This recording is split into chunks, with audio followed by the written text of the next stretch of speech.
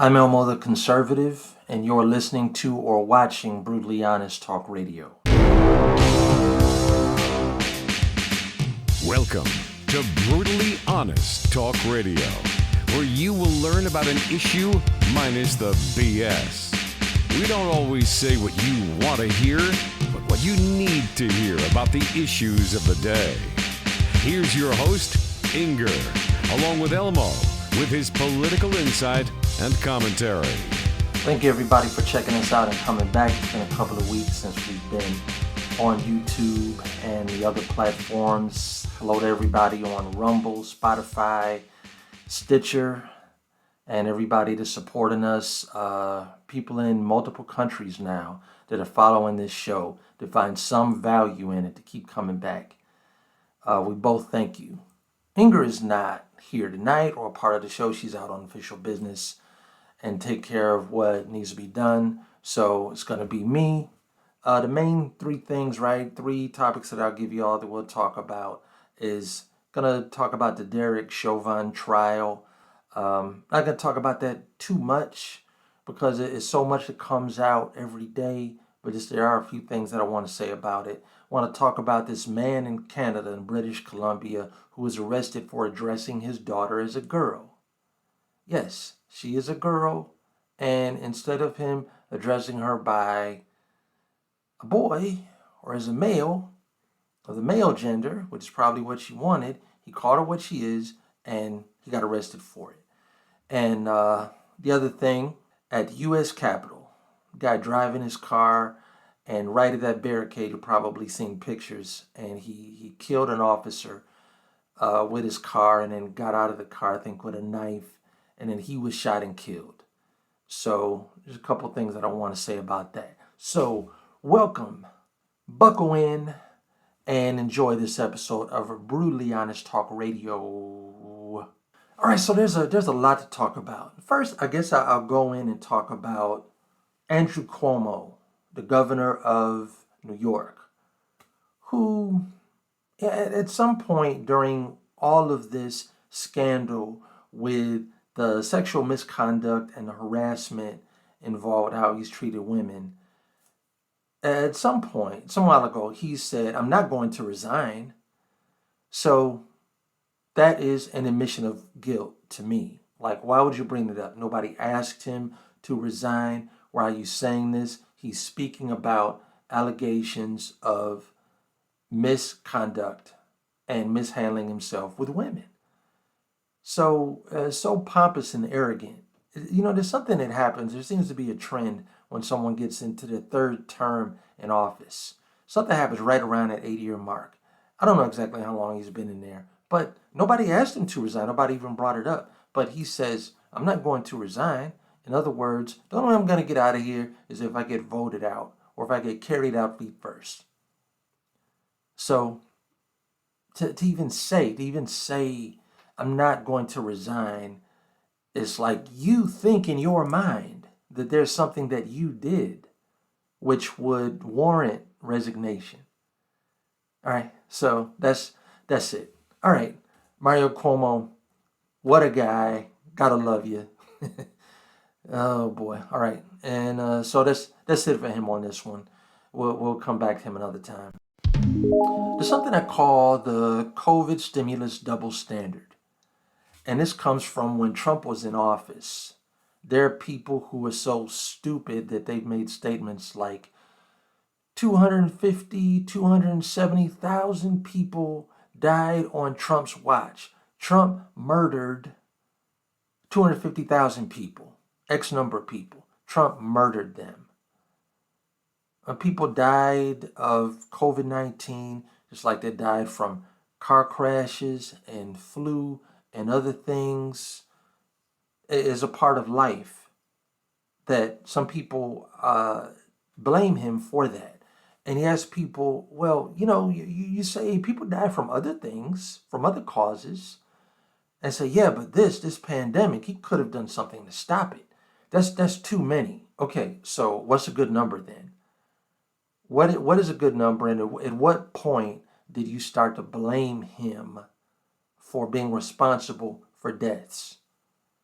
And I want to remind people, the beginning of 2020, the beginning of 2020, Trump tried to stop flights coming in here from China.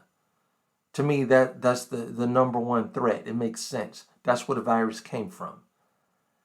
And when he tried to stop flights coming in from China, Nancy Pelosi and these other people said that he was xenophobic. And Nancy Pelosi went to Chinatown in Washington, D.C., and had her on camera. It was a ghost town. Even Chinese people weren't coming to Chinatown because the wet markets is one of the places where the virus took off and became viral and traveled and was making people sick. So that's what she was doing during a time when Trump was trying to stop people from coming in here. And then, 3-4 months later, the Democrats are saying, well, why didn't he do something? Why didn't Trump stop people from coming to this country? They're so duplicitous. All right. So it's a double standard. And this is what I want to say. The people that say that Trump murdered 250,000, 280, however many that unfortunately died from the virus while Trump was in office. If you're going to say that, then keep it real and be true to yourself. And then say that Biden murdered 50,000 people or however many people died of coronavirus after he got in office. Okay? People that voted for Biden that also said that about Trump, by your definition, a president just has to be in office. Whoever is in office, it's their fault. They become a murderer. Okay, so that's the one thing. The other thing about COVID stimulus or COVID the COVID pandemic and the double standard. The other thing is people that are scared to take the vaccine. I got a vaccine, by the way, last week with Johnson and Johnson. All right, so I guess that's plan C. Like Moderna and Pfizer were the first and second choice, or the ones that preferred. They were sold out, completely out of that. And I'm rolling something else after this. But at Johnson and Johnson vaccine, and so there's some people who are still scared to take the vaccine and they don't trust it. Okay, if you have health insurance, talk to your doctor.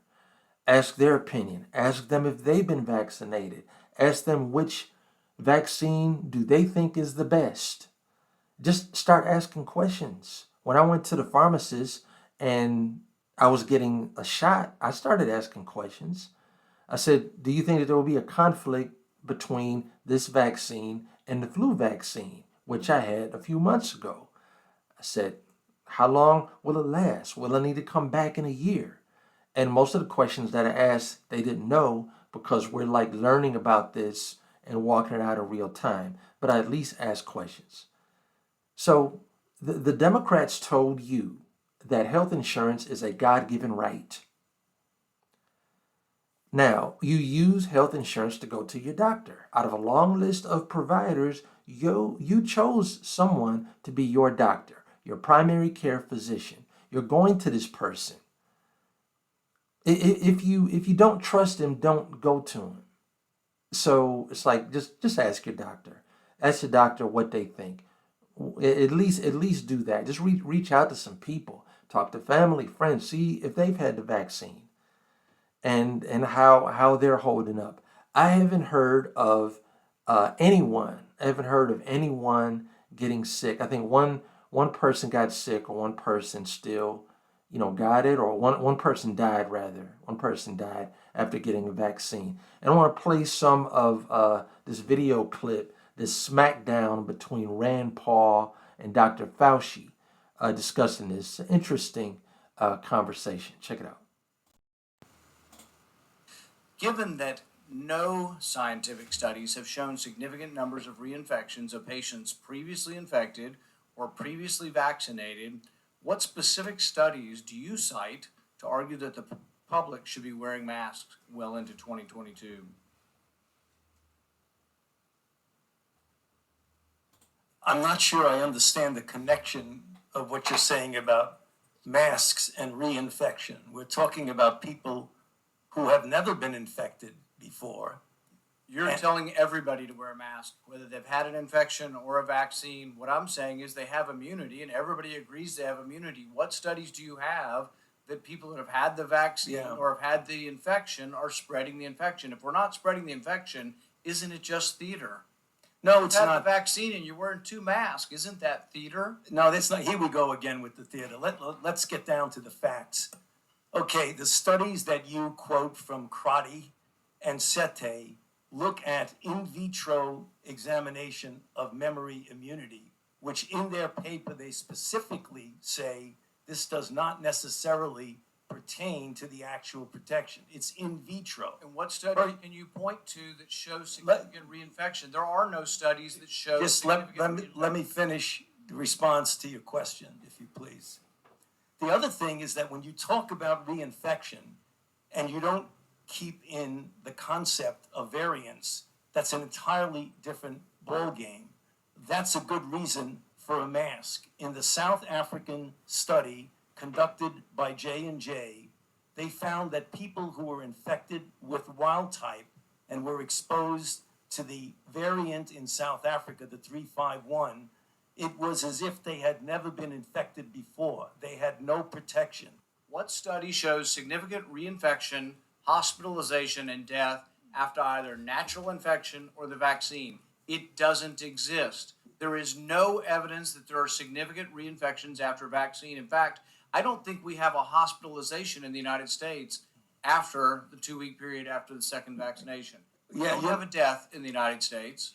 You're not hearing what I'm saying about variants. We're talking about wild type versus variants. And what proof is there that there are significant reinfections with hospitalizations and death from the variants? None in our country. 0. Well, because we don't have a prevalent of a variant yet. We're having one, can I finish?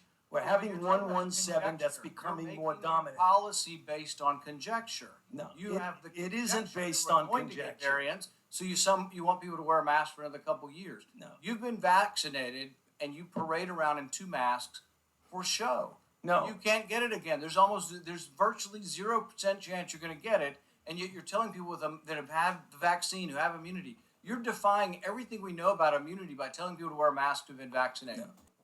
Yeah, so basically, what's going on here is Fauci is saying because of what's going on in Africa or in other countries outside the United States, that we need to still be careful, that we still need to wear masks. I mean, what's the point of the vaccine?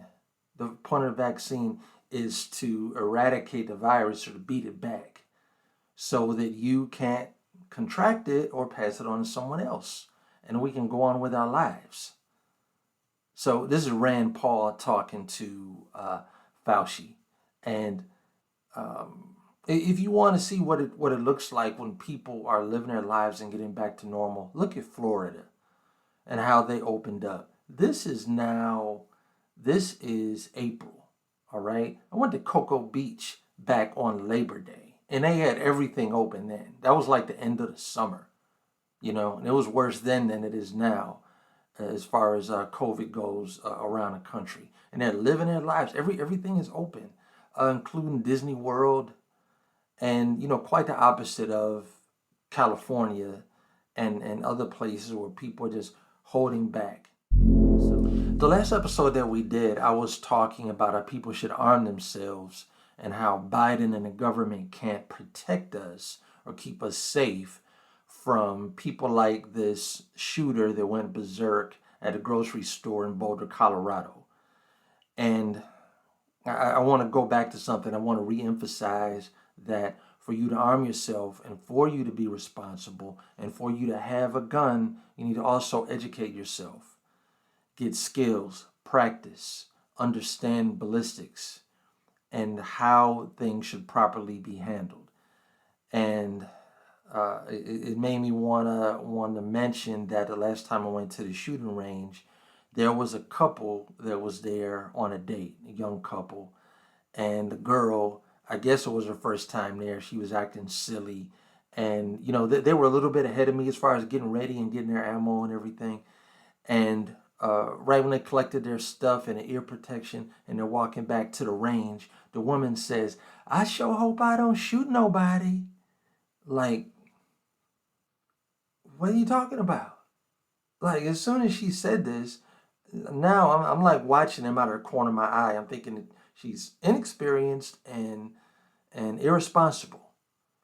Like, just silly, just walking to the back. And this is like, this is a Groupon thing or something, or like they're going to play putt-putt and have a nice little date.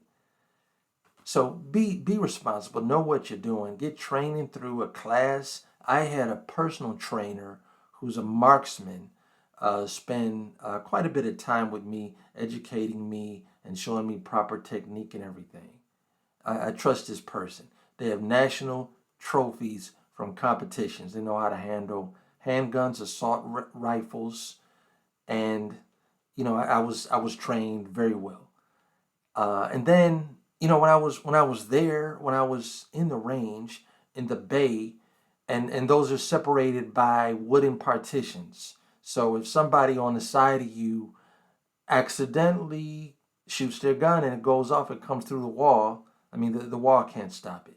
But the desk is metal. And I noticed there's a couple of bullet holes in the surface.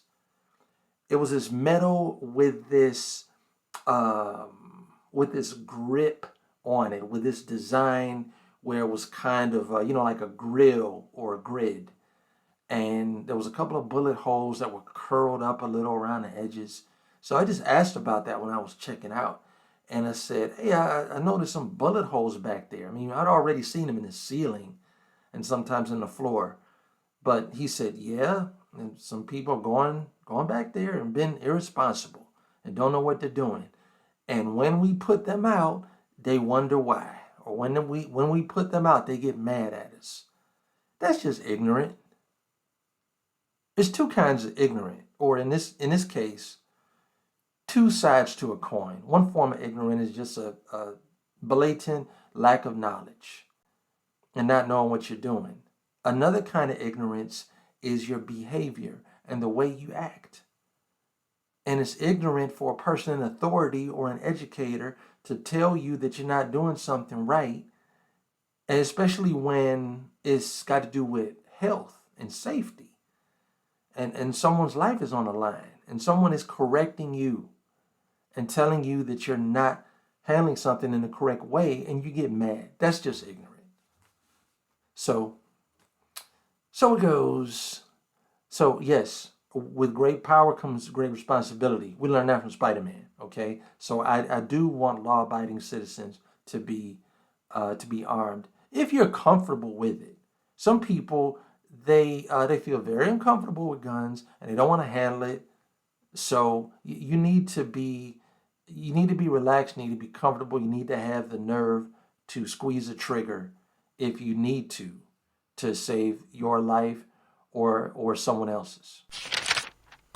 All right, so Easter just passed this past Sunday, and the week, or I think the Sunday before Easter is Palm Sunday, and the Sunday before that, around that time, is Passover. All right, so there was something with Kamala Harris and her husband. They were at some kind of a summit talking about Passover. And they seemed to be in the studio, like sitting on a stage. Couldn't see anyone else. There's some little ceremony going on.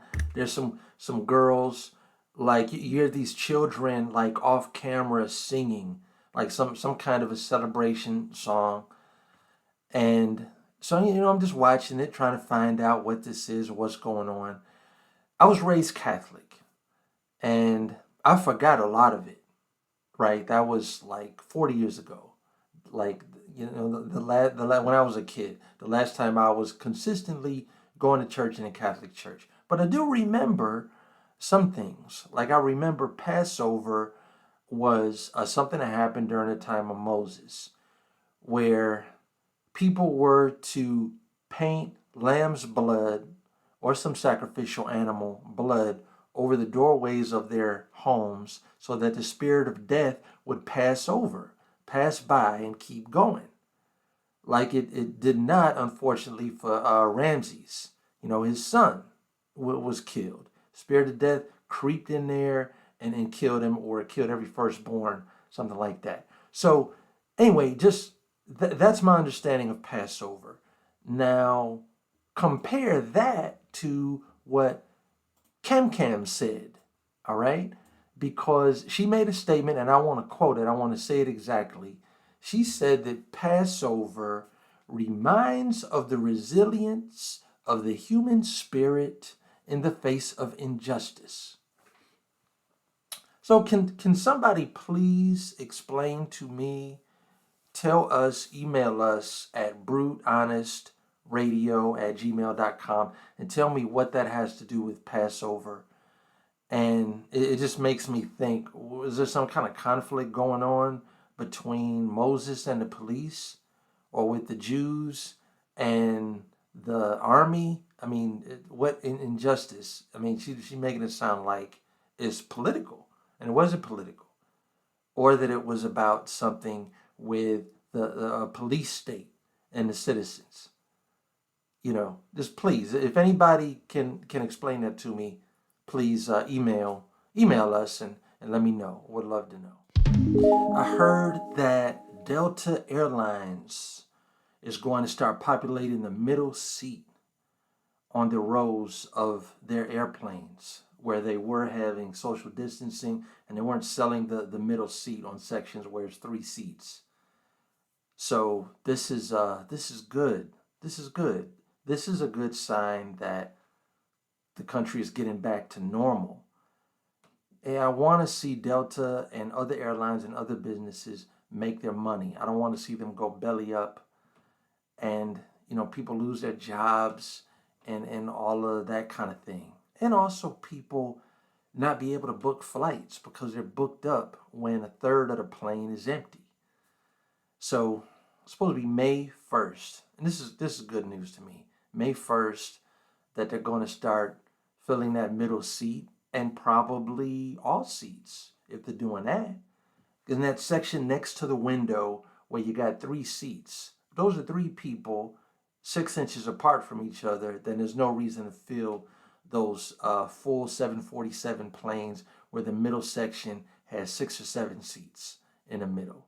So that's some good news. That's one thing. And the other thing that was good to hear that came out, 150 million people have been vaccinated in the United States. And that's almost half the country. Now, I think you have to be 18 years old to get the vaccination.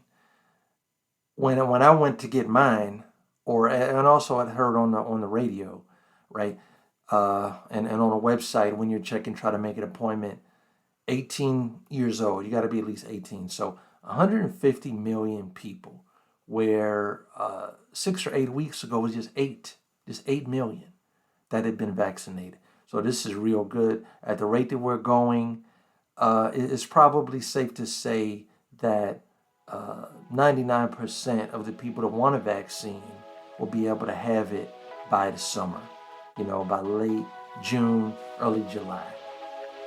So that is good news.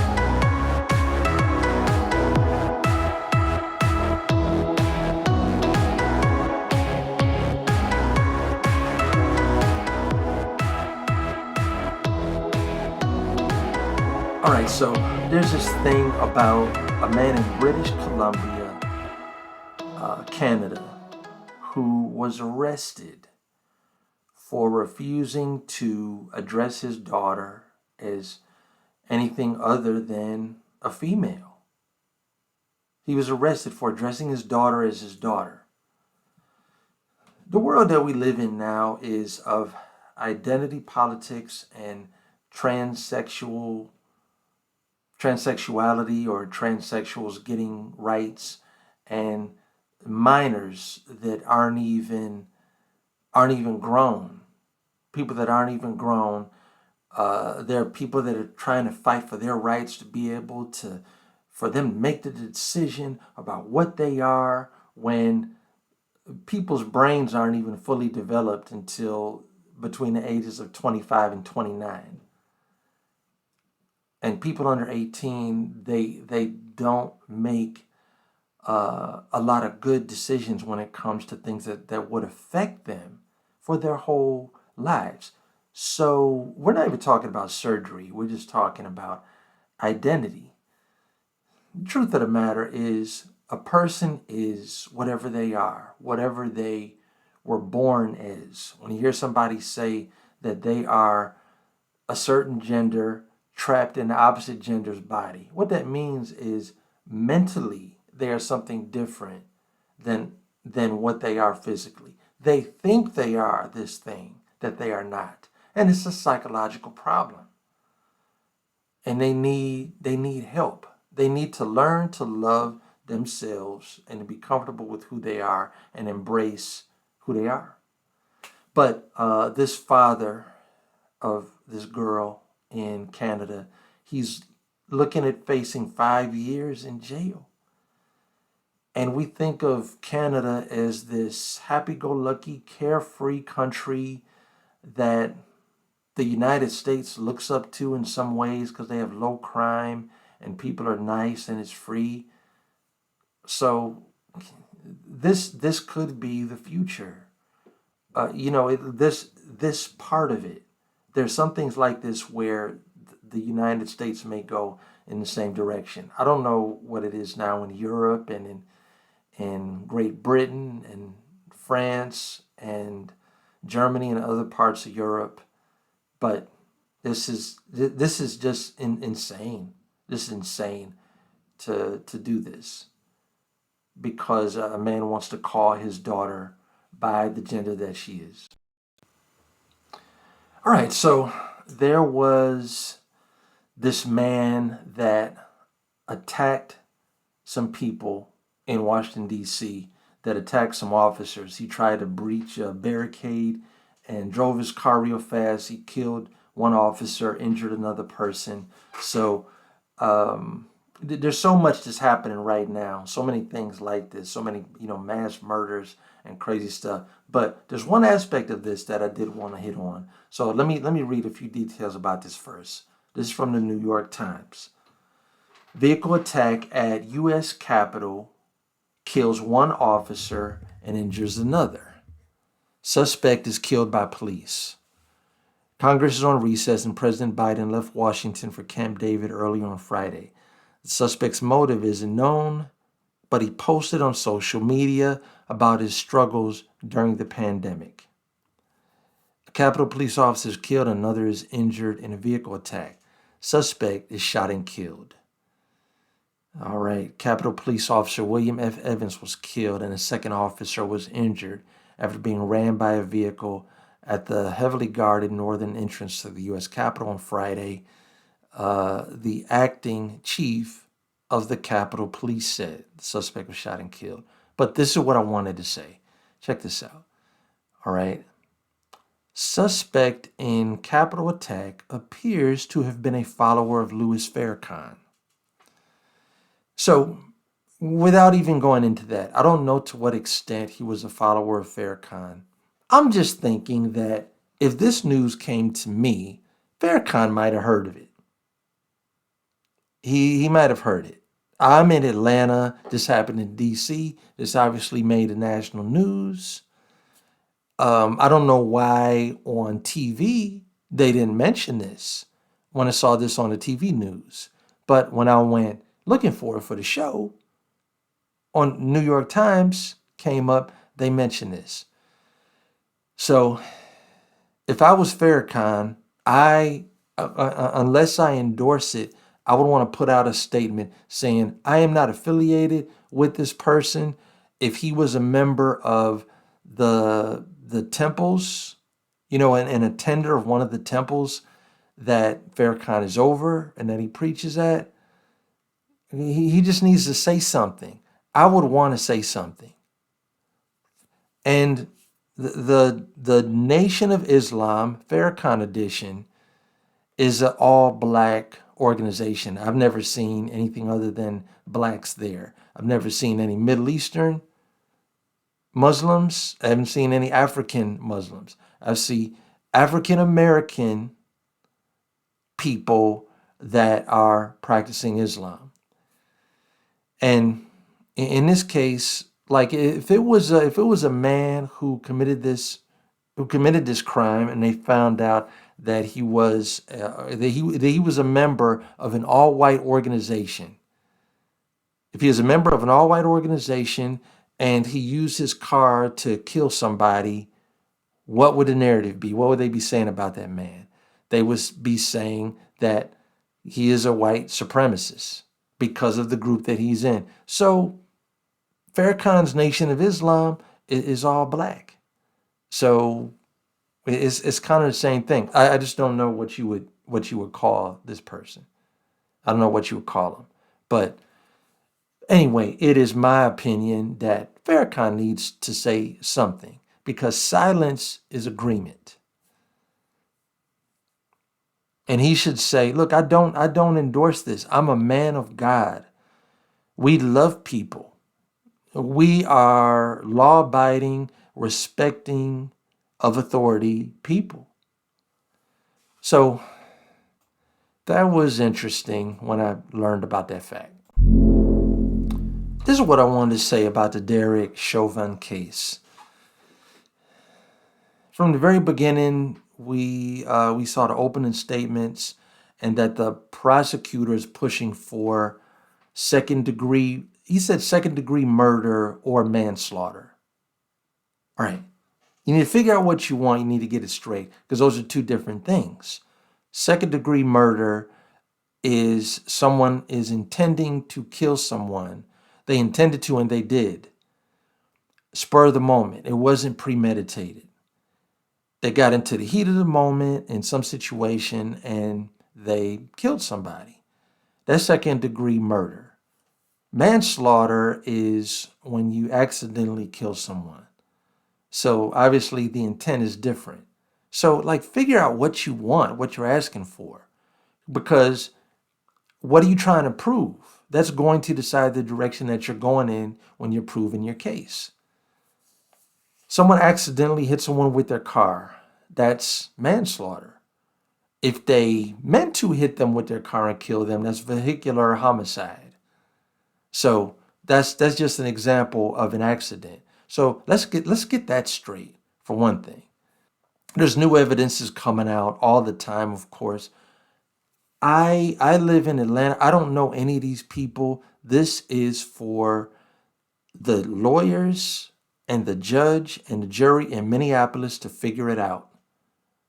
All right? You can't find out everything about a case from watching 5 or 10 minutes of video or listening to a 5-minute or 10-minute story on the news. You can't find out everything there is to know, obviously, because this case is expected to go about 4 weeks. 4 weeks of 8 hours of testimony and evidence presented every day. So there's obviously a lot of stuff that's going to come out that they don't have time to do on television, and that the media doesn't know. The media, they see 2, 3, 4 different things. They say, okay, we got enough for a story, and we put it all together and it goes out. All right. If this is racist, if Chauvin, obviously, then you're talking about murder and intentions again. If this is racist, the burden of proof is on the prosecution. They need to prove it. They need to prove that he hates black people or that him leaving his knee on his neck for that excessive amount of time is because of him hating black people or hating Floyd because he was black. All right. So if you're going to make the claim, then you have to prove it. But the other thing I was going to say, for the fate of Chauvin, because he is on trial for murder or manslaughter, I don't know. But whatever happens to him, for people that consider justice to be Chauvin being punished, I'll let you know, whatever happens to him isn't going to be good. Whether you look at not guilty or you look at guilty. So let's look at guilty. All right. Just be real. If he's found guilty, he's going to go to prison for whatever length of time it is. It could be 10 years, it could be 5 years. Unless they put him in solitary confinement or give him special protection, they're probably going to find him swinging in a cell within 3 or 4 days from the time he gets locked up. That's what happens. That's what happened with Weinstein. That's what happened with Castro in Cleveland that had these women in his basement. I mean, that stuff wasn't even racial. So you put him in prison with some guys who hate the police and they've been harassed, and everybody knows about this. I mean, they got television and probably got internet in prison too. Prisoners, they know about this case. High profile. So whatever sentence they give him, it could be death row. There's some guys who, I mean, they might be gambling, might be casting their, rolling dice to see who gets to do the honors to hurt this guy. So that's what I see happening if he goes to jail. If he's found not guilty, he is going to have to leave the country. Okay, so everybody that's older than millennials, you may remember the O.J. Simpson case with Mark Fuhrman. Mark Fuhrman, they proved that he was racist. He didn't even kill anybody, and he had to move to Alaska. I think he still lives there. He took the witness stand for a very short time. And, mostly from the testimony and from evidence that the defense had shown that he was racist, and then his that evidence was planted, or he helped to set some guys up. He had to move. So, that was without him killing anybody. So I would see Chauvin as having to probably go to another continent. Go into Europe or South America or something. So that's it. I mean, it's going to be a lot that comes out in the case, and there's a lot of people that are on trial. There are a lot of cases going on. This is high profile. This is what I don't want to see happen. What I don't want to see is people rioting because there was a verdict that they did not agree with. And black people are the only ones that do this. All right? Whenever a black person gets killed by a white person or by the police or by a white police, some black people feel like this is a national call to arms, ringing a bell. All the black people need to come together. We need to come together. Like, some of us, like, racism has made black people paranoid in the United States. Like, when this happens, we feel like there's some kind of movement and systemic racism. Like there's a national effort, a conspiracy to hunt down and kill black people. Think about this.